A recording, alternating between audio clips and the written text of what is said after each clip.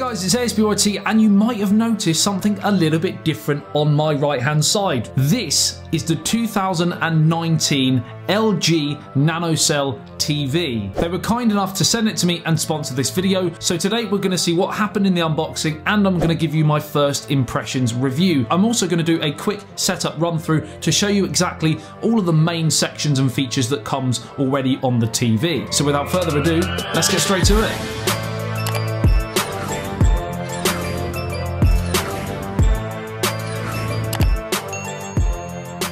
So first, as we are unboxing it, let's go through some of the specs. So this is, like I said, the 55-inch model. There are different variants, and I will leave all the information listed below. And the actual model is the LG SM90 NanoCell TV. It's powered by the second generation A7 intelligent processor, which has upgraded deep learning and AI algorithm. It's got 4K Cinema HDR, Dolby Vision, and HDR10 Pro. And it also has Dolby Atmos surround sound. So some pretty great features, but let's get down to the nitty-gritty and establish exactly what this TV is all about. So inside the box we have, of course, the TV, but we also have the stand, so we can either wall mount it or use that, and that's probably what I'm going to do. I thought I'd just whack it up there for now, just to get this video out for you guys, and then wall mount it at a later day with the bracket which is already attached to the wall there. Now the arc stand has a sort of space grey matte finish and is very minimal and looks great, so even if you don't want to wall mount it, it will still look wicked in your home setup. So in a nutshell, there are generally two different types of TV displays: OLED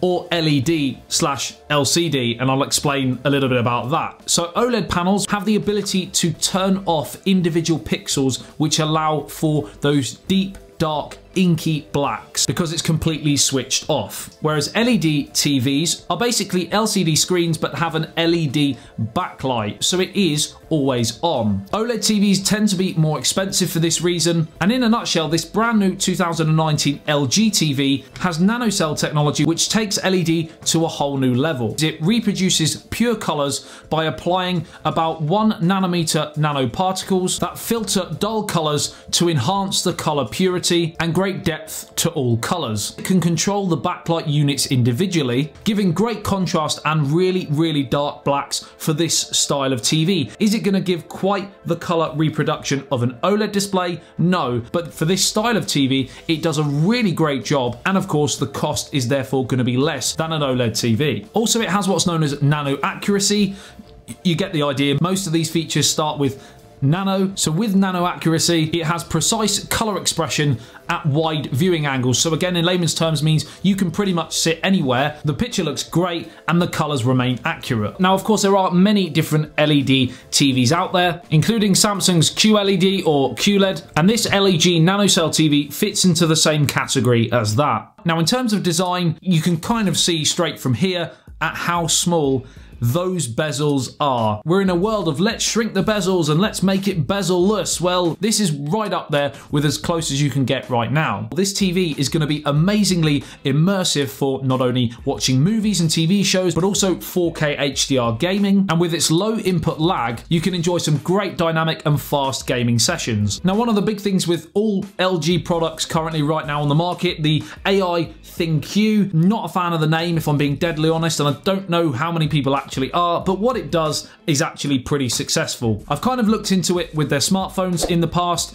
but now using the TV with this AI ThinQ is great as well. And the software on here with its WebOS, which is LG's TV skin that goes over the top of Android, and Google Voice Assistant, works seamlessly and is actually really easy to get on with and use. No matter how sort of smart you are, it is a joy to use. One of the potential negatives is the fact that we don't have a Google Play Store. For example, you have LG's WebOS App Store.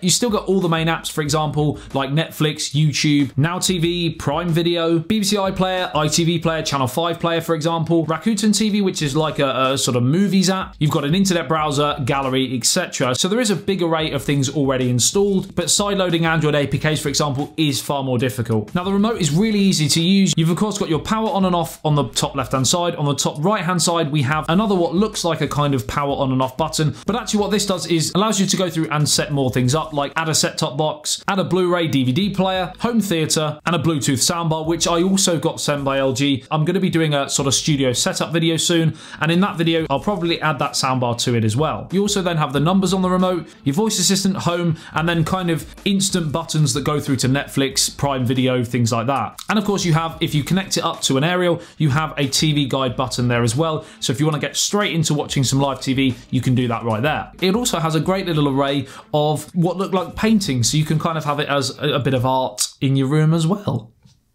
Although your energy bill, if you leave it on the whole time, might just skyrocket a little bit. You've also got a settings cog on the remote, which is really, really handy for skipping straight through to things like adding Wi-Fi, changing picture and sound settings, for example, as well. And again, there's a big array of different options you can do. I tend to use Vivid because it brings out really nice, bright colors. But again, that'll come down to personal preference for you, and it might depend on what you're watching as to what style of picture you might want to choose. Same for sound, you can change between sports, cinema, stuff like that. All in all, I think they've done a really cracking job with this new 2019 NanoCell TV, and if you don't want to pay the extra bucks for an OLED TV, then this is a really great option available currently on the market. Let me know what you think about this LG NanoCell TV. Is it something you're interested in? Is it something you might go out and buy? Like I said, I will leave the different models linked and listed below, so you can go through and get more information if you so wish. And if there's anything that I didn't mention in the video that you also want to know, let me know and I'll try my best to answer you. And if I don't know, I'll find out from LG, and then everyone's a winner. Like and share if you did enjoy this video and found it helpful. Subscribe and hit that notification bell if you're new to the channel and want to be notified every time I post a video